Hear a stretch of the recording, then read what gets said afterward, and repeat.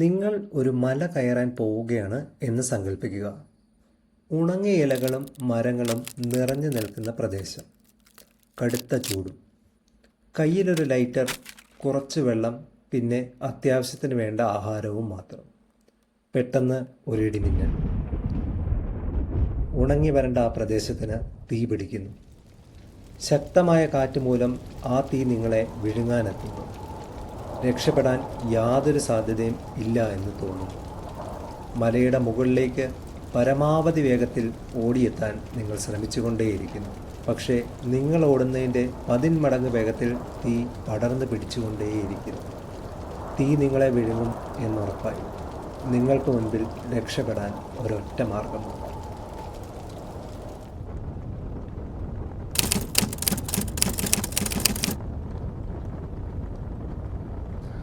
അമേരിക്കയിലെ മൊണ്ടാന എന്ന സംസ്ഥാനത്ത് മാൻഗൾസ് കുന്നിൻ ചെരുവിൽ പടർന്നു പിടിച്ച കാട്ടുതീ അണയ്ക്കാനായി ഒരു ചെറിയ വിമാനത്തിൽ നിന്ന് 15 അഗ്നിശമന സേനാനികളെ എയർ ഡ്രോപ്പ് ചെയ്യുന്നു. 20 മിനിറ്റ് കൊണ്ട് എല്ലാവരും താഴെ ഇറങ്ങുന്നു. എയർ ഡ്രോപ്പ് ചെയ്ത തങ്ങളുടെ ഉപകരണങ്ങൾ പലയിടത്തു നിന്നായി ശേഖരിച്ചു. തീ അണയ്ക്കാനായി കുന്നിൻ്റെ അടിവാരത്തേക്ക് അവർ നടന്നിറങ്ങുന്നു. ഏകദേശം 1/4 മൈൽ നടന്നതിന് ശേഷം തീ അവരുടെ നേരെയാണ് വരുന്നതെന്ന് ഫോർമാൻ വാഗ്നർ ഡോഡ്ജ് മനസ്സിലാക്കുന്നു.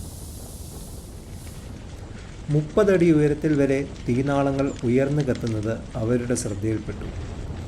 സമയം 5:45. തീ നിയന്ത്രണ വിധേയമാക്കാൻ സാധിക്കില്ല എന്ന സത്യം ഡോഡ്ജ് തിരിച്ചറിഞ്ഞു. അതോടൊപ്പം തങ്ങളുടെ ജീവൻ തന്നെ ആപത്തിലാണ് എന്നുള്ള സത്യവും. തീ അണയ്ക്കാനുള്ള ശ്രമം പൂർണ്ണമായി ഉപേക്ഷിച്ച് അവർ മലയുടെ മുകളിലേക്ക് ഓടാൻ ആരംഭിച്ചു. പാറക്കെട്ടുകൾ നിറഞ്ഞ കുന്നിൻ ചെരുവിലൂടെ അടുത്ത 8 മിനിറ്റിൽ അവർ ഏകദേശം 450 മീറ്റർ ഓടി. 180 മീറ്റർ കൂടെ ഓടിയാൽ കുന്നിൻ്റെ മുകളിൽ എത്താം. പക്ഷേ തീയും അവരും തമ്മിലുള്ള അകലം കുറഞ്ഞു വരികയും രക്ഷപ്പെടാനുള്ള സാധ്യത വിദൂരമാവുകയും ചെയ്തുകൊണ്ടിരുന്നു. ഈ സമയത്ത് എല്ലാവരെയും അമ്പരപ്പിച്ചുകൊണ്ട് ഡോഡ്ജ് തൻ്റെ കയ്യിലുള്ള തീപ്പെട്ടി ഉപയോഗിച്ച് മുൻപിലുള്ള ഒരു പുൽമേടിന് തീയിടാൻ തുടങ്ങി. അതോടൊപ്പം തന്നെ തൻ്റെ കൂടെയുള്ളവരോട് തീയിടുന്ന സ്ഥലത്തേക്ക് വരാനും ആവശ്യപ്പെട്ടു. പക്ഷേ കൂടെയുള്ളവർ മലമുകളിലേക്ക് ഓട്ടം തുടർന്നു. തൻ്റെ മുൻപിലുള്ള പുൽമേട് കാട്ടുതീ എത്തുന്നതിന് മുമ്പ് ഡോഡ്ജ് കത്തിച്ചില്ലാതാക്കി.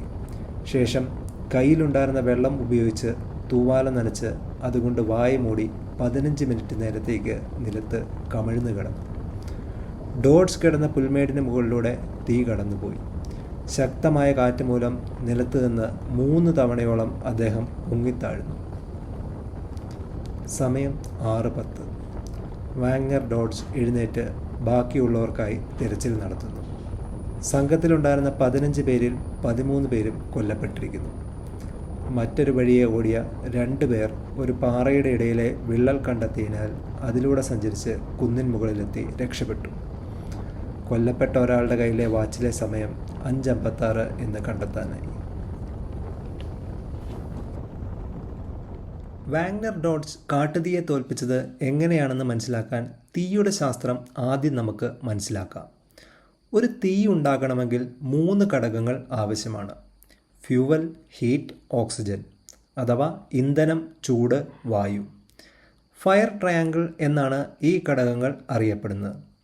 ഇവയിൽ ഏതെങ്കിലും ഒരെണ്ണം ഇല്ലാതായാൽ കത്തുന്ന തീ നിലയ്ക്കും. കാട്ടുതീ പടരുമ്പോൾ ഇന്ധനമായിട്ട് പ്രവർത്തിക്കുന്നത് ഉണങ്ങിയ ഇലകളും ചെടികളും മരങ്ങളുമാണ്. പടർന്നു പിടിക്കാനുള്ള ചൂട് കത്തിക്കൊണ്ടിരിക്കുന്ന തീ പകർന്നുകൊണ്ടേയിരിക്കും. കാട്ടുതീ തന്നെ വിഴുങ്ങും എന്നുറപ്പായപ്പോൾ ഡോഡ്ജ് തൻ്റെ മുൻപിലുള്ള പുൽമേടിന് തീയിട്ട് ഒരു ചെറിയ സ്ഥലത്ത് അഗ്നി പടരാനുള്ള ഇന്ധനം ഇല്ലാതാക്കി. കാട്ടുതീ അവിടെ എത്തിയപ്പോൾ പടർന്നു പിടിക്കാനായുള്ള ഇന്ധനം അഥവാ കത്താനുള്ള ഉണങ്ങിയ ഇലകളും മരങ്ങളും ഇല്ലാതിരുന്നതിനാൽ ആ പ്രദേശത്തിന് തീ പിടിച്ചില്ല. എസ്കേപ്പ് ഫയർ എന്നറിയപ്പെട്ടിരുന്ന ഈ തന്ത്രം പരിശീലന സമയത്ത് ആരും പറഞ്ഞിരുന്നില്ല എന്നും ഡോഡ്ജ് പിന്നീട് പറയുകയുണ്ടായി. ആ നിമിഷം കണ്ടുപിടിച്ച രക്ഷപ്പെടാനുള്ളൊരു മാർഗമായിരുന്നു അത്. ജീവനും മരണവും തമ്മിലുള്ള വ്യത്യാസവും ഡോഡ്ജിനെ സംബന്ധിച്ച് ആ സമയത്തുണ്ടായ മനസാന്നിധ്യമായിരുന്നു. 19-ാം നൂറ്റാണ്ട് മുതൽ ശാസ്ത്രജ്ഞന്മാർ കാട്ടുതീയുടെ പ്രാധാന്യത്തെപ്പറ്റി ചൂണ്ടിക്കാണിച്ചിട്ടുണ്ട്. കാട്ടുതീ കാട്ടിലെ ഉണങ്ങിയ ഇലകളും കമ്പുകളും നീക്കം ചെയ്യാനും അതുവഴി തീ കത്താനുള്ള സാധ്യത കുറയ്ക്കാനും മണ്ണിന് വളക്കൂറ് കൂട്ടാനും സഹായിക്കുമെന്ന് പഠനങ്ങൾ പ്രസിദ്ധീകരിച്ചിട്ടുണ്ട്. പക്ഷേ അമേരിക്കയിലെ വനം വകുപ്പിൻ്റെ 1935 നയപ്രകാരം ഒരു ദിവസം കണ്ടെത്തുന്ന കാട്ടുതീ പിറ്റേ ദിവസം രാവിലെ 10 മണിക്കുള്ളിൽ അണച്ചിരിക്കണം. ഈ നയം മാറ്റിയത് 1978 മാത്രമാണ്. ആളുകൾ തിങ്ങിപ്പാർക്കുന്ന സ്ഥലമാണെങ്കിൽ ഈ നയം ഒരുപക്ഷെ അത്യാവശ്യമായിരിക്കാം. പക്ഷേ മാൻഗൾസ് കാട്ടുതീ പടർന്നു പിടിച്ചത് ഒറ്റപ്പെട്ട മനുഷ്യവാസമില്ലാത്ത സ്ഥലത്തായിരുന്നു. കാട്ടുതീയും അതിനെക്കുറിച്ചുള്ള ധാരണകളും കുറച്ച് നേരത്തെ തിരുത്താൻ കഴിഞ്ഞിരുന്നെങ്കിൽ ഒരുപക്ഷെ ഈ ദുരന്തം ഒഴിവാക്കാൻ സാധിച്ചേനെ. സർക്കാർ നയം മാറാൻ വർഷങ്ങളെടുക്കാം. ഭരണാധികാരികൾക്ക് വേറെ പല മുൻഗണനകളും ഉണ്ടാകാം. പക്ഷേ മാൻഗൾസ് ദുരന്തത്തെപ്പറ്റി പഠിച്ച പലരെ അത്ഭുതപ്പെടുത്തിയ മറ്റൊരു കാര്യമുണ്ട്. ഈ അഗ്നിശമന സേനാനികൾ ഓടി രക്ഷപ്പെടാൻ ശ്രമിച്ചപ്പോൾ പോലും തങ്ങളുടെ പക്കലുള്ള വളരെ ഭാരമേറിയ ആയുധങ്ങൾ ഉപേക്ഷിക്കാൻ മറന്നുപോയി. ഏകദേശം 8 മിനിറ്റ് ഓടിക്കഴിഞ്ഞ് ഡോഡ്ജ് അവരോട് തങ്ങളുടെ ഉപകരണങ്ങൾ താഴെയിടാൻ പറഞ്ഞപ്പോൾ മാത്രമാണ് അവർ തങ്ങളുടെ ആയുധങ്ങൾ ഉപേക്ഷിച്ചത്. ഭാരമേറിയ ആയുധങ്ങൾ നേരത്തെ ഉപേക്ഷിച്ചിരുന്നെങ്കിൽ അവർ രക്ഷപ്പെടുമായിരുന്നു. അതിൻ്റെ ഉത്തരം നമുക്കറിയില്ല. പക്ഷേ എന്തുകൊണ്ട് അവർ തങ്ങളുടെ ഉപകരണങ്ങൾ ഉപേക്ഷിക്കാൻ തയ്യാറായില്ല? ഈ ചോദ്യത്തിൻ്റെ ഉത്തരമറിയാൻ മാൻഗൾസ് ദുരന്തത്തിന് സമാനമായ മറ്റൊരു ദുരന്തത്തെ അതിജീവിച്ച ഒരു അഗ്നിശമന സേനാനി പറഞ്ഞ വാക്കുകൾ നമുക്ക് നോക്കാം. 1994 അമേരിക്കയിലെ സ്റ്റോം കിങ് മൗണ്ടനിൽ തീക്ക് മുമ്പേ മലയുടെ മുകളിൽ ഓടിക്കയറാൻ ശ്രമിച്ച 14 സ്മോക്ക് ജമ്പേഴ്സ് കൊല്ലപ്പെട്ടു. പക്ഷേ അവർ തങ്ങളുടെ ആയുധങ്ങൾ ഉപേക്ഷിച്ച് ഓടിയിരുന്നുവെങ്കിൽ 15 മുതൽ 20% കൂടുതൽ വേഗത്തിൽ ഓടാനും അതുവഴി അവർക്ക് രക്ഷപ്പെടാനും സാധിച്ചേനെ എന്ന് അന്വേഷണ ഉദ്യോഗസ്ഥർ കണ്ടെത്തി. 300 മീറ്റർ കുന്നിൻ മുകളിലേക്ക് ഓടിയപ്പോൾ തൻ്റെ കയ്യിൽ ഏകദേശം 12 കിലോ വരുന്ന മരം മുറിക്കുന്ന ചെയിൻസോ ഉണ്ടെന്ന് ഒരു അതിജീവിതൻ തിരിച്ചറിഞ്ഞു. ചെയിൻസോ ഉപേക്ഷിക്കാൻ തീരുമാനിച്ചപ്പോഴും അത് സുരക്ഷിതമായി വെക്കാൻ കത്തി നശിക്കാത്ത ഒരു സ്ഥലം അദ്ദേഹം അന്വേഷിച്ചു. ആ സമയത്ത് തൻ്റെ ചിന്ത യുക്തിരഹിതമായിരുന്നു എന്ന് അദ്ദേഹം പറഞ്ഞു. കൊല്ലപ്പെട്ട ഒരു അഗ്നിശമന സേനാനിയുടെ കയ്യിൽ നിന്ന് ചെയിൻസോയും പുറകിൽ ബാഗും കണ്ടെത്തുകയുണ്ടായി. അത്യന്തം അപകടകരമായ ഒരു സാഹചര്യത്തിൽ മനുഷ്യരുടെ പ്രതികരണം ബോധപൂർവമായിക്കൊള്ളണമെന്നില്ല. തീയിൽ നിന്നോ വന്യമൃഗത്തിൽ നിന്നോ ഓടി രക്ഷപ്പെടാൻ ശ്രമിക്കുമ്പോൾ ചിന്തിക്കാതെയാണ് മനുഷ്യർ പ്രവർത്തിക്കുന്നത്. ഒരു തീയിൽ നിന്ന് രക്ഷപ്പെടാൻ മറ്റൊരു തീ ഉണ്ടാക്കുക എന്നുള്ളത് ഒരിക്കലും ചിന്തിക്കാൻ പോലും സാധിക്കാത്ത കാര്യമായിരിക്കും. പക്ഷേ അപകടകരമല്ലാത്ത സാഹചര്യങ്ങളിൽ അതേ ചിന്താരീതി തുടരേണ്ട ആവശ്യകത നമുക്കുണ്ടോ? എല്ലാ സാഹചര്യങ്ങളിലും ഡീഫോൾട്ടായി പ്രവർത്തിക്കേണ്ട ആവശ്യമുണ്ടോ? സ്വകാര്യ ജീവിതത്തിലും ജോലിസ്ഥലത്തും നാം എന്തുകൊണ്ട് വീണ്ടും വീണ്ടും പരാജയപ്പെടുന്ന പ്ലാനുകൾ നടപ്പാക്കാൻ ശ്രമിക്കുന്നു? എന്തുകൊണ്ട് നാം നമ്മുടെ വിശ്വാസങ്ങളെയും സ്ഥിരം സംവിധാനങ്ങളെയും ചോദ്യം ചെയ്യുന്നില്ല? ഈ ചോദ്യത്തിന് ഉത്തരം കണ്ടെത്തണമെങ്കിൽ നമ്മൾ ആദ്യം നമ്മുടെ കുട്ടികളെ എങ്ങനെയാണ് വളർത്തുന്നത് എന്ന് നോക്കണം. വലുതാകുമ്പോൾ മോൾക്ക് ആരാകണം? മോൾക്കൊരു സ്റ്റാർ ആകേണ്ടേ? നാം എല്ലാവരും കുട്ടികളായിരിക്കുമ്പോൾ ഉത്തരം പറയാൻ നിർബന്ധിതരായൊരു ചോദ്യമാണിത്. പക്ഷേ ഈ ചോദ്യത്തിന് ഒരു കുഴപ്പമുണ്ട്. ഈ ചോദ്യത്തിന് സാമൂഹികമായി സ്വീകാര്യതയുള്ള ഒരേ ഒരു ഉത്തരം ഒരു ജോലിയായിരിക്കാം.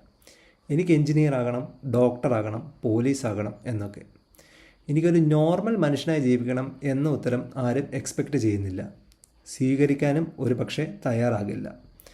ഒരു ജോലി ഒരു കുട്ടിയുടെ ഐഡൻറ്റിറ്റിയാക്കി മാറ്റുകയാണ് ഈ ചോദ്യം ചെയ്യുന്നത്. കുട്ടികൾ ചെയ്യാൻ പോകുന്ന ജോലിയോ കമ്പനിയോ ഇതുവരെ കണ്ടുപിടിച്ചിട്ടില്ലാത്തതാണെങ്കിലോ?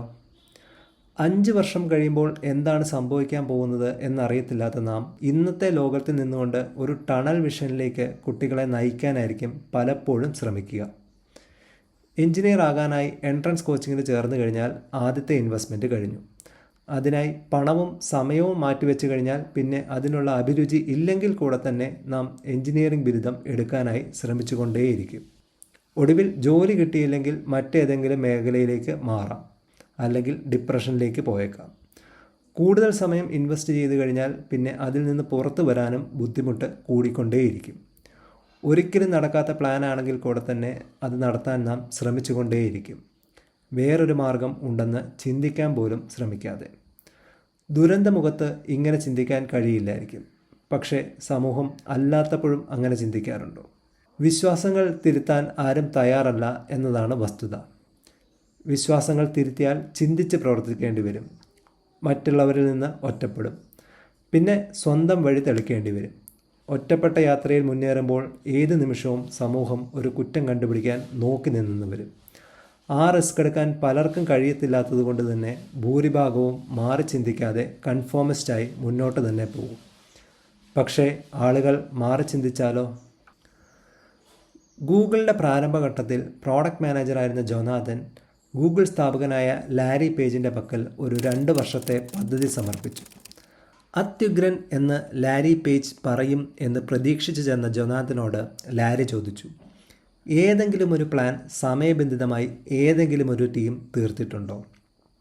ഇല്ല എന്ന് ജോനാഥൻ. പ്ലാൻ ചെയ്തതിനേക്കാൾ മികച്ച ഒരു പ്രൊഡക്റ്റ് ഏതെങ്കിലും ഒരു ടീം ഉണ്ടാക്കിയിട്ടുണ്ടോ? ഇല്ല എന്ന് വീണ്ടും മറുപടി. ലാരി ചോദിച്ചു, പിന്നെ പ്ലാനിൻ്റെ ആവശ്യം എന്താണ്? ഇന്ന് ഗൂഗിൾ ലോകമറിയപ്പെടുന്ന ഒരു കമ്പനിയായി മാറിയത് ഒരു പക്ഷേ വിശ്വാസങ്ങൾ ഉപേക്ഷിക്കാൻ അവരെടുത്ത ഒരു ധീരമായ തീരുമാനം കൊണ്ടായിരിക്കാം.